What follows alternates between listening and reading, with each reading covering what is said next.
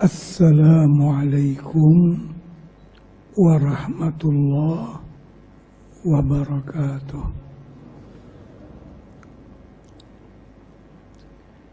Bismillahirrahmanirrahim.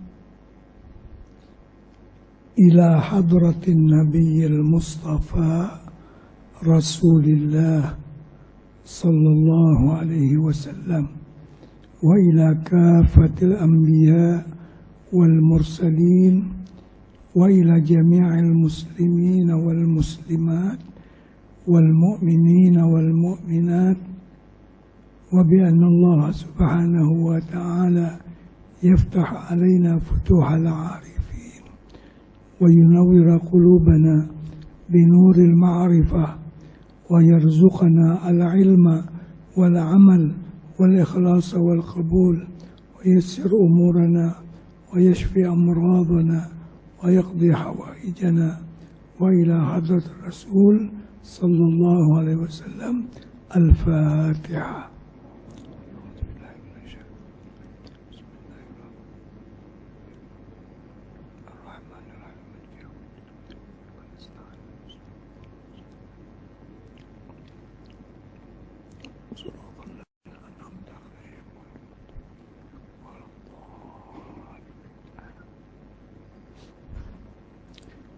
Bismillahirrahmanirrahim.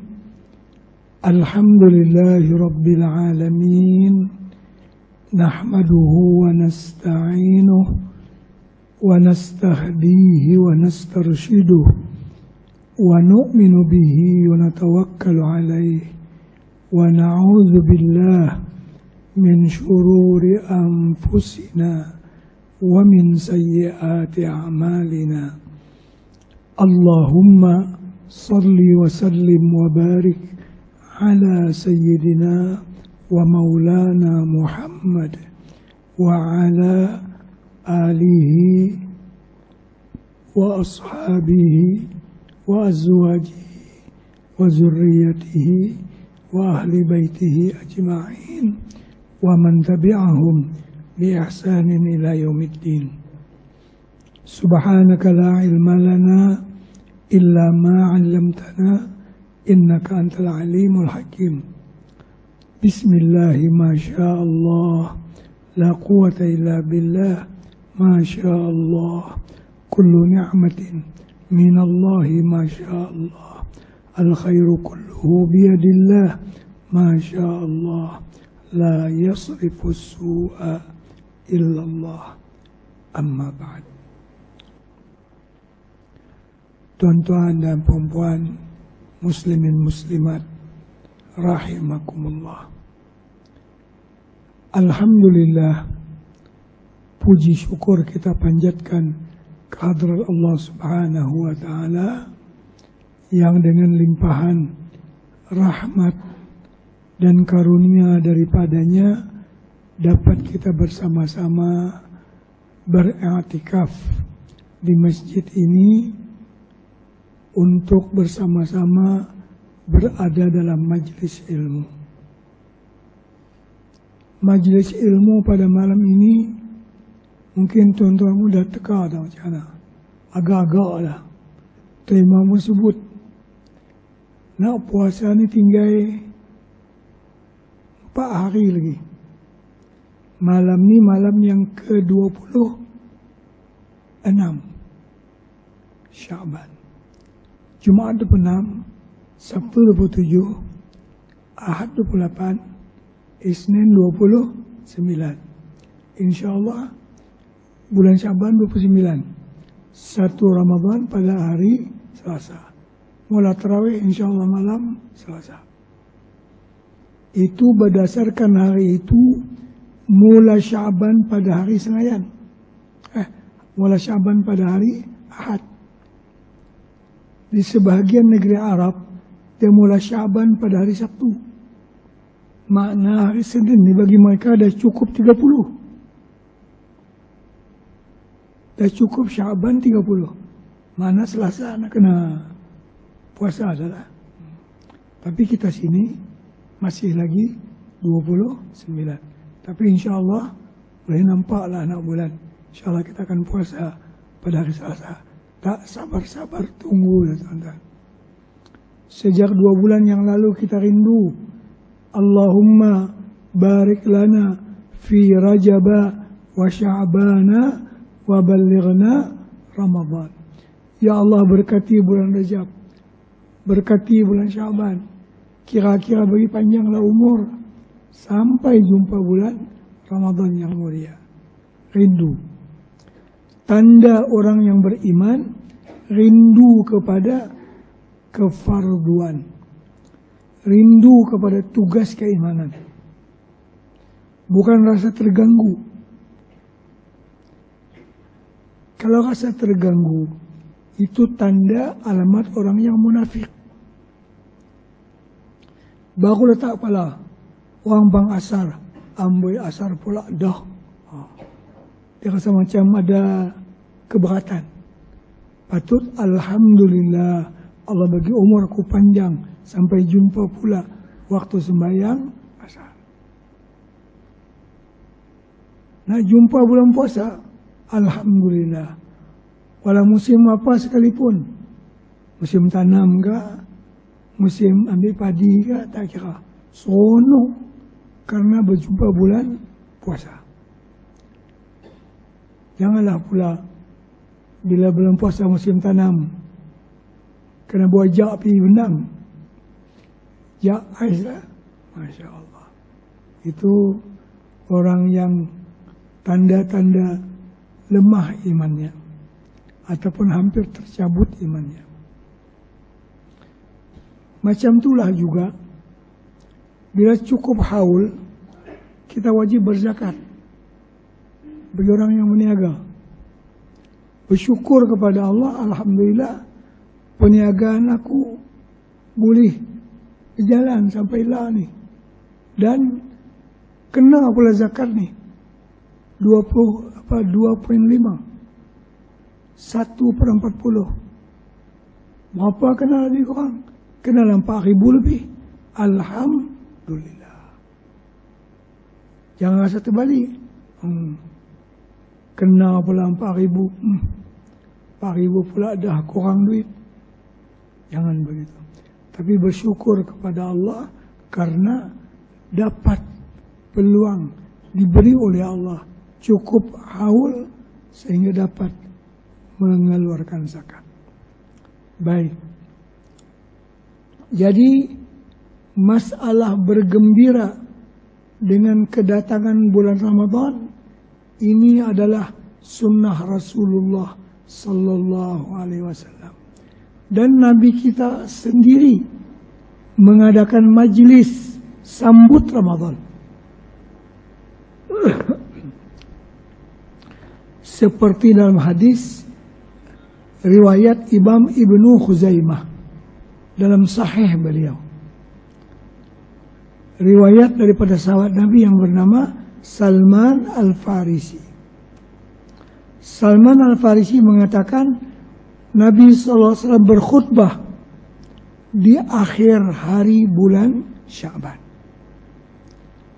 Nak sambut Ramadan. Bermakna Nabi kita mengerjakan sambutan kepada bulan Ramadan. Di mana Nabi kita menyampaikan kepada sahabatnya tentang kehebatan bulan Ramadan. Nanti kita akan baca teks hadis tersebut. Apa yang kita ambil kesimpulan, masalah buat majlis nak sambut Ramadan itu adalah memang sabit daripada perbuatan baginda Rasulullah Sallallahu Alaihi Wasallam. Jadi kata Salman Al-Farisi, khatabana Rasulullah Sallallahu Alaihi Wasallam fi akhir Sya'ban. Rasul berkhutbah di hadapan kami pada hari terakhir daripada bulan Sya'ban. Faqala, Nabi kita bersabda, apa isi khutbah tersebut? Elok kita baca hadis itu sebagai peringatan. Macam mana Nabi kita memberikan peringatan kepada sahabatnya, itulah yang kita ambil juga. Ya ayyuhan nas, wahai manusia, Qad azallakum syahrun azimun mubarakun. Kamu telah dinaungi oleh satu bulan yang agung dan berkat. Maksud dinaungi ini dekat-dekat sampai. Ya tinggal 4 hari lagi, dekat. Sudah menaungi kita. Maknanya kegembiraan itu melimpah ruah, bertambah-tambah. Bulan yang datangnya azim, agung, besar, mubarak yang diberi berkat. Maksud yang diberi berkat, berkat itu apa? Berkat itu ziyadatul khair, tambahan kebaikan. Umur yang berkat, umur yang dengan umur itu dia dapat buat banyak benda-benda yang baik. Duit yang berkat, harta yang berkat, dengan harta itu dia dapat buat benda-benda yang baik. Anak yang berkat, rumah yang berkat, begitulah maksud berkat itu. Orang lain ada rumah juga, cantik lagi pada kita, tapi dia tak boleh sembahyang bawa di rumah dia. Dia tak beribadat di rumah dia, rugilah.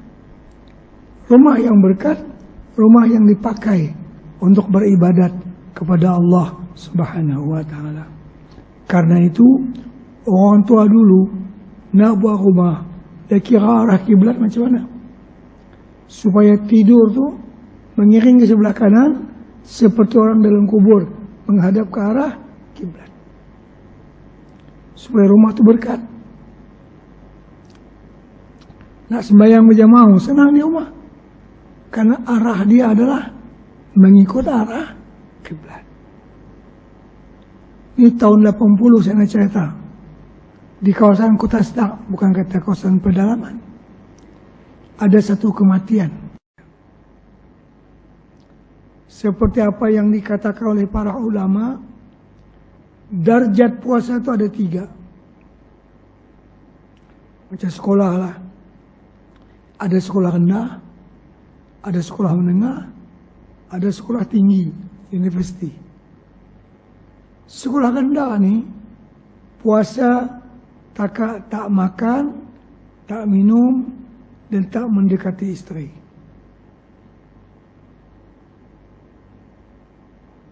Tak itu ya. Itu sekolah rendah. Yang menengah, yang tadi campur lagi. Jaga 7 anggota. Jaga mata, jaga hidung, mulut, telinga, perut, tangan dan kaki. Semua 7. Kena jaga. Itu sekolah menengah. Yang universiti tambah lagi 1, hati. Hati pun kena puasa. Hati pun kena jaga. Seperti contohnya Siti Aisyah radhiyallahu anha. Dia dihadiah oleh anak saudara dia Abdullah bin Zubair duit lebih kurang 70.000 ringgit duit kita. Pagi-pagi dapat, petang-petang cerah. RM1 pun tak ada. Habis. Masa nak buka puasa, Aisyah tanya kepada pembantu dia, hari ini kita makan apa?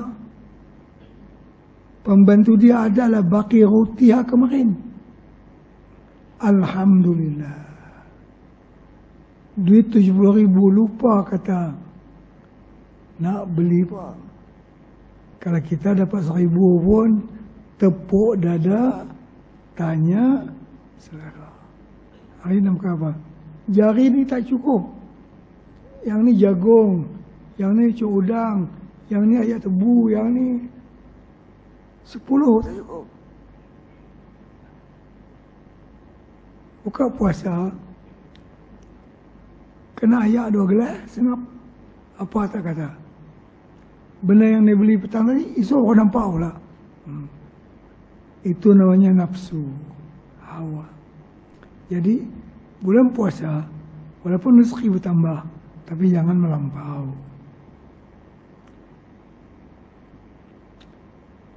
Man taqarraba fihi bi khaslatin minal khair.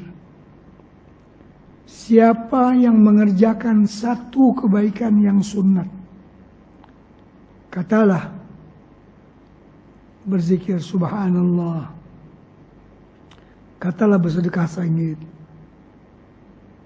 kana kaman adda faridatan fima siwahu. Mengerjakan sesuatu yang sunat dapat pahala yang wajib. Artinya amal ibadatnya itu digandakan kepada 70 kali ganda. Bila yang wajib, bila yang sunat jadi wajib, artinya yang sunat itu digandakan menjadi 70 kali ganda, baru dia sama dengan harga yang wajib. Kalau buat yang wajib pula, tadi buat yang sunat digandakan 70 kali ganda. Ini buat yang wajib pula seperti menunaikan 70 kali kewajiban. Karena itu adalah hadis Nabi, kalau umatku ini tahu ganjaran pahala yang disiapkan oleh Allah pada bulan Ramadan, umatku bercita-cita kalau boleh sepanjang-panjang tahun, kira Ramadan saja, tak nak puasa, tak nak buka. Yang kita nak masuk puasa sehati. Patutnya bergembira tadi. Dia kena kias dengan duit, mau faham. Kalau pegawai biasa agak-agak gaji sebulan berapa? 2.000 kena. Yang rendah ya 2.000. Gaji sebulan 2.000. Bila mari bulan puasa, gaji 2.000 itu darab 70. Berapa? 2 kali 70. 140.000. Bila bulan puasa, gaji 140.000. Bulan Syawal, balik 2.000. Kalau boleh panjang-panjang tahun puasa, tak apa. Pasal apa? Gaji 140. Kalau tak puasa, 2.000 ya. Yang 5.000 itu tak kata apa lah. Yang 5.000, bila bulan puasa, 5 kali 70. Apa? 350. Lagi banyak dia punya gaji. Maksudnya hebatnya bulan Ramadan tersebut.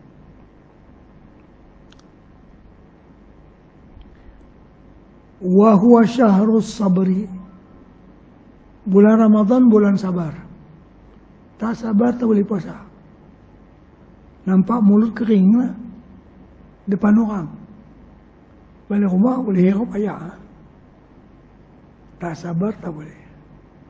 Orang yang sabar sahaja mampu puasa. Tak sabar tak boleh puasa. Dalam peti ais kita, ayat serbat, sedap sejuk. Allah kata tak boleh ambil lagi. Summa atimmus siyama ilal lail, tunggu maghrib baru boleh minum. Ini ayat serbat kita. Kita beli dengan duit yang halal. Tak boleh jamah lagi. Tak boleh ambil, tak boleh minum kecuali bila maghrib. Takkan dia nak minum arak yang haram. Itu yang kata sabar. Sabar. Isteri kita sendiri yang kita kahwin dengan sah, tak boleh sentuh kecuali malam. Karena itu tak kena beli kilo-kilo pula. Yang halal pun tak boleh sentuh. Kita pun tak sentuh.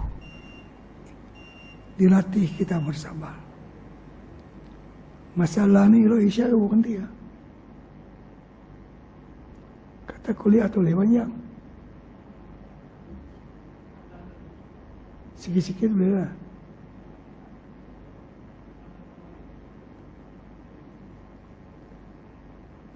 Apalagi kita minta 5 minit, 10 minit lagi nanti kalau masalah. Baik. Bulan sabar. Dan sabar itu pahalanya adalah surga. Innama yuwaffas sabiruna ajrahum bighairi hisab. Sabar dan puasa diberi pahala tanpa ada kira. Misal, table untuk pahala. Zakat sekian, haji sekian, sembahyang sekian, yang ini sekian. Dilamar puasa, puasa apa? Ikut Allah Ta'ala. Dia tak bagi harga. Wa ana ajizi bihi. Puasa itu untuk aku, Allah Ta'ala. Aku yang balas, ikut suka aku.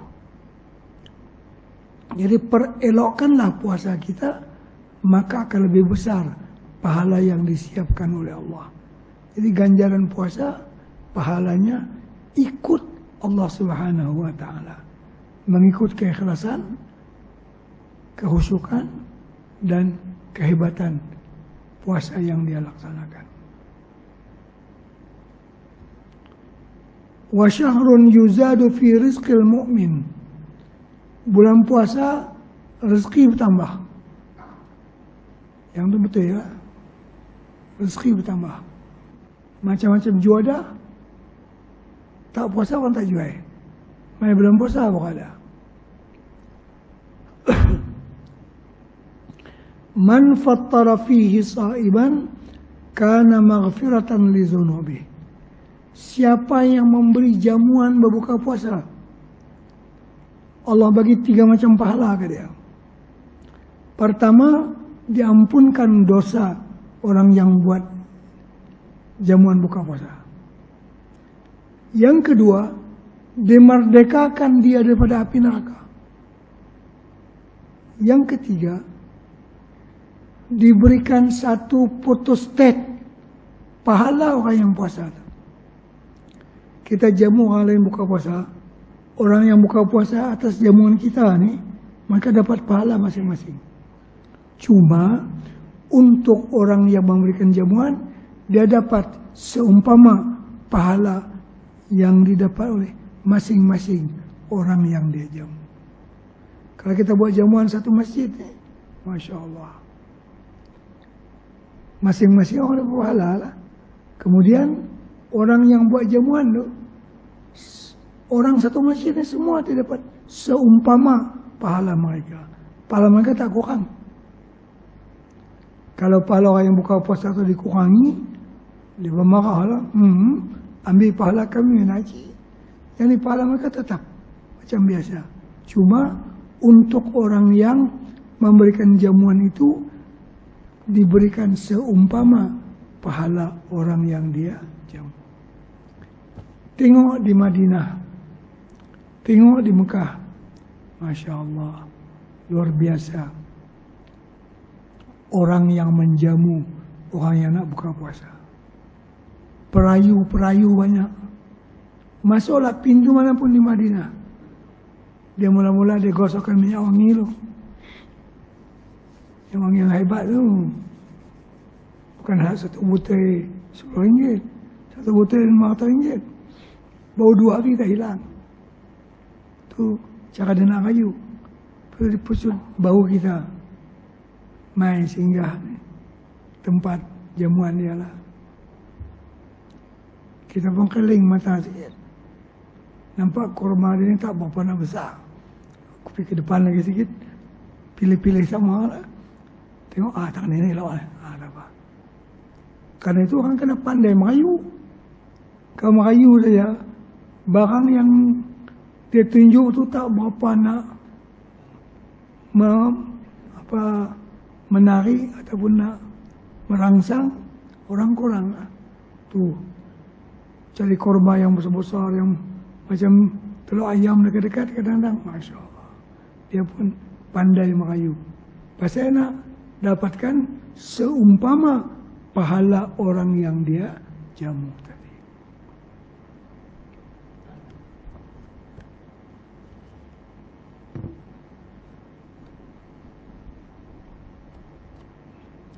Lalu sahabat bertanya, "Ya Rasulullah, kami ini bukan mampu nak buat jamuan buka puasa.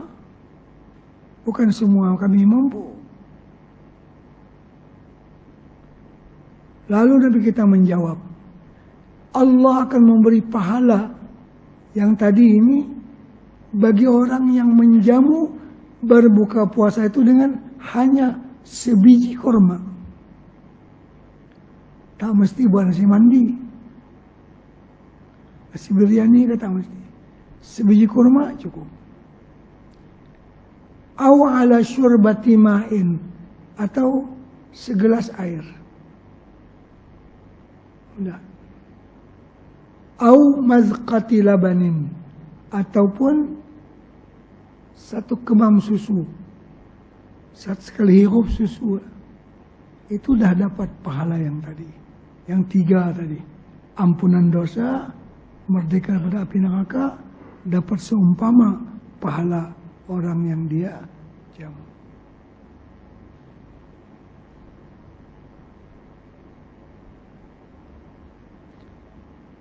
Dan perbanyaklah di bulan Ramadan 4 perkara. 4 perkara ini kan bagi banyak. Banyak pada biasa. 2 yang pertama menyebabkan keridhaan Allah. 2 yang terakhir sesuatu yang memang kamu perlu. 2 yang pertama menyebabkan keridhaan Allah, yaitu perkataan asyhadu an la ilaha illallah dan istighfar. 2 lagi memang kamu perlu. Apa kamu perlu? Berlindung daripada api neraka dan meminta syurga. Minta syurga dan berlindung daripada api neraka. Itu doa yang selalu kita baca dalam majlis nak buka puasa. Asyhadu an la ilaha illallah, astaghfirullah, as'alukal jannata wa a'udzubika minan nar. Mari kita baca bersama-sama. Angkat suara sedikit. Asyhadu an la ilaha illallah, astaghfirullah, as'alukal jannata wa a'udzubika minan nar. Allahumma innaka afuwun karim, tuhibbul afwa fa'fu anni ya karim. Itu dibaca berulang-ulang sebelum berbuka puasa. Jadi asyhadu an la ilaha illallah, astaghfirullah. Dan tak payah disambung dengan Muhammadur Rasulullah. Tak payah kata asyhadu an la ilaha illallah wa asyhadu anna Muhammadar Rasul. Tak payah. Karena dalam hal ini hanya disebutkan la ilaha illallah saja. Tak payah ditambah. Bukan tak percaya sangat-sangat. Tapi dalam hal ini takatu saja.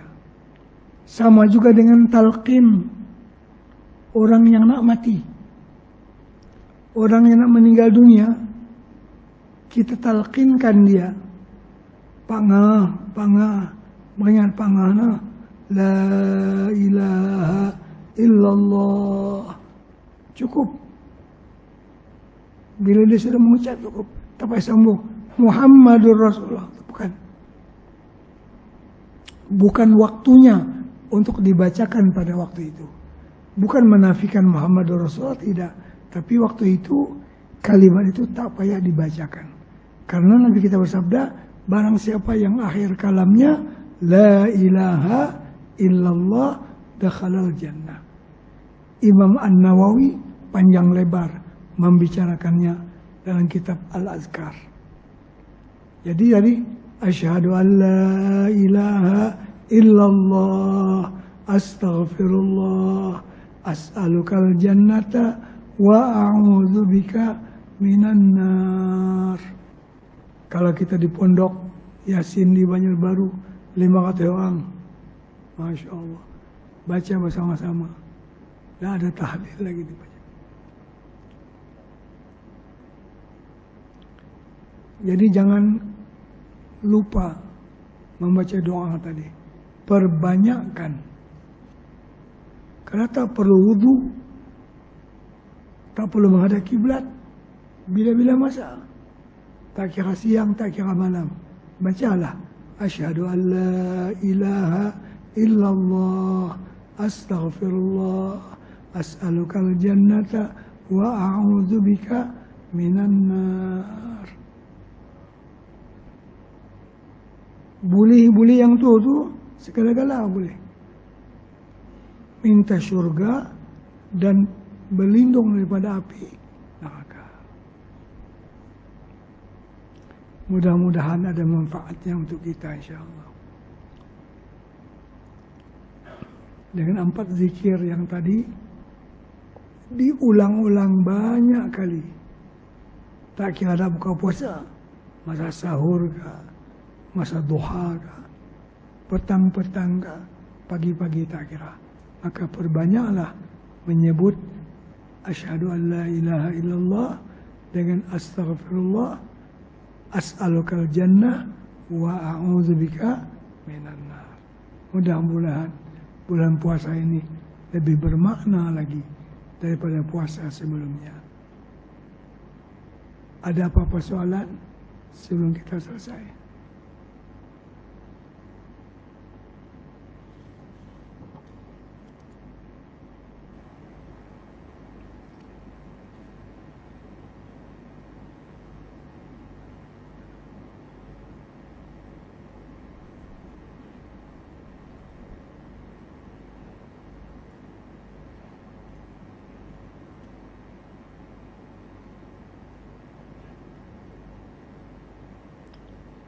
Mungkin ada yang tertanya-tanya satu saja.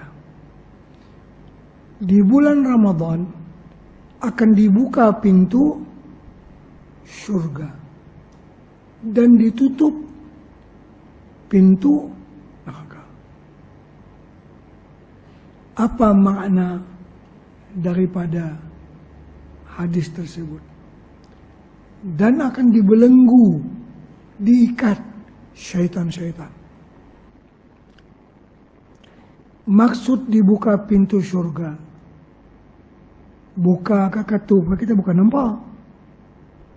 Maksud dibuka pintu surga, Allah memberi peluang yang banyak untuk orang buat kebajikan di bulan Ramadan. Yang tak biasa ke masjid pun main masjid. Kalau belum puasa pun tak main ke masjid, tak puasa tak payah harap lah. Itu dimudahkan orang beribadat di bulan Ramadan. Pintu neraka tertutup. Artinya program-program maksiat tak mendapat sambutan daripada kebanyakan manusia. Ada orang nak bawa bola bulan Ramadan? Tak ada. Nak buka puasa, nak tarawih. Tak mendapat sambutan daripada hati orang yang beriman. Orang sibuk dengan buka puasa, sibuk dengan tarawih dan sebagainya. Dan syaitan-syaitan dibelenggu. Mungkin ada yang tertanya, bagaimana syaitan dibelenggu? Orang Islam yang tak puasa apa dah? Yang buat maksiat di bulan Ramadan. Itu masih ada yang dapat digoda oleh syaitan. Sedangkan hadis menyebutkan di bulan Ramadan dibelenggu syaitan-syaitan. kata para alim ulama, yang dibelenggu itu ialah jenderal-jenderal dia, ketua-ketua dia. Adapun syaitan yang berpangkat baru satu tu baru masuk jadi askar lah, prebet ke apa namanya, yang tu lepas dalam puasa, yang jenderal-jenderal hebat itu kena ikat. Artinya pula, kalau dengan prebet dia pun kalah, main lepas jenderal tu dia kalah lah. Kalau dengan syaitan yang pangkat rendah-rendah ni pun, orang tak boleh nak lawan. Dia tak puasa juga. Nanti bulan Syawal, lepas yang besar-besar tu, pakai dak dah. Itu maksud daripada dibelenggunya syaitan.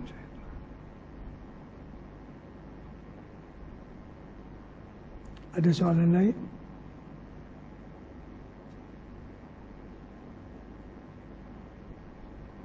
Tak apa, kalau tak ada kita berhenti lah.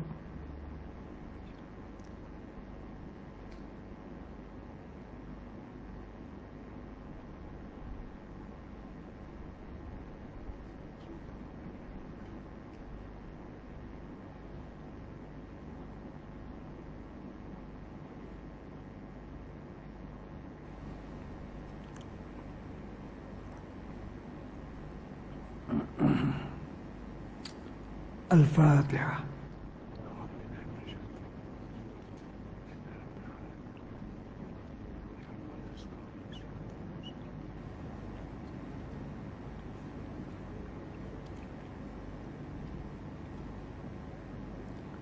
Amin. Bismillahirrahmanirrahim.